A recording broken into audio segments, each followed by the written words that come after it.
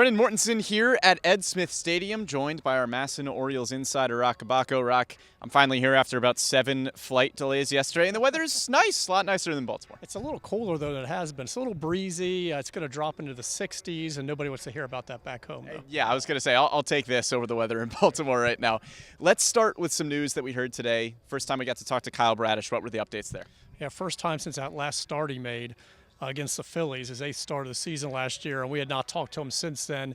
He hadn't met with us yet till today, probably a little reluctantly, understandable. But actually the news is good. He said no setbacks. He's just playing catch on flat ground. There's no spin, there's no mound. And typical of a situation like this, he has no time frame for when that's going to happen. I tried to get what's a realistic goal at least of returning next season. He said he's just hoping to pitch next season. The Orioles certainly think second half at some point. Now, is that August? Is that September?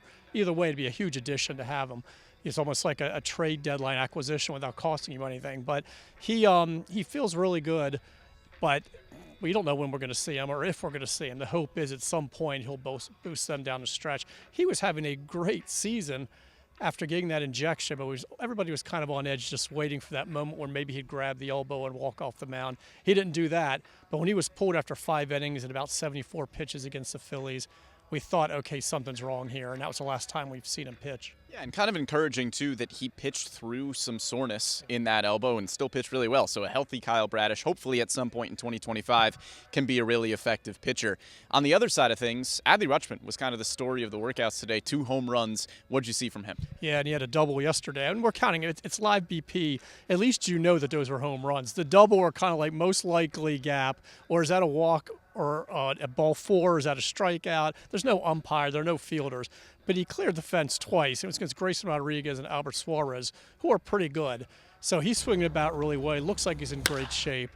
So, again, we'll see that second half of the season. He really struggled. We'll maybe never know why. He claims he was healthy. There's speculation he was a little bit beat up. He'd gotten hit in the hand. He got scratched from the lineup once with some back issues, maybe just wore down, maybe fell into some bad habits, who knows. But he didn't let that bother him at all. And he didn't tell us much about what he did in the offseason, but clearly he talked with the hitting coaches. And he's feeling really good. And, yeah, that was a really impressive showing today. Yeah, well, whatever it was in the offseason, it seems to be working well right now. But Adley is not the talk of camp. He's not even the catcher that's the talk of camp. That goes to Samuel Basallo. Right, which is funny. The one guy who has no shot at making the team is getting all the attention. But, you know, he's one of the top prospects in baseball. I think Pipeline has him 13th. Top Oriole prospect, top catching prospect in baseball. And his batting practice sessions are like must-see. I mean, he hits the ball hard and far. It's loud, but he's got that really pitcher-perfect, smooth left-handed swing. And also important is how he's working with the pitchers. Charlie Morton said that he caught one of his bullpen sessions, and he asked somebody, who is that guy? And they're like, oh, that's their top prospect, the catcher. Had no idea the kid was only 20. He was really impressed by the way he's receiving. We know he's got a really strong arm, but there were some questions about, especially with his size, is his future behind the plate? He can play first base, but this is a top catching prospect. And this is why anytime teams ask about Basallo, the Orioles, I don't know if Michael Elias hung up the phone. I don't know if he chucked it across the parking lot, but they're not moving this kid. He's a special talent, and every day somebody in this organization is talking about him. His work at the plate, behind the plate, his maturity. He had like his interview with Brandon Hyde. They met.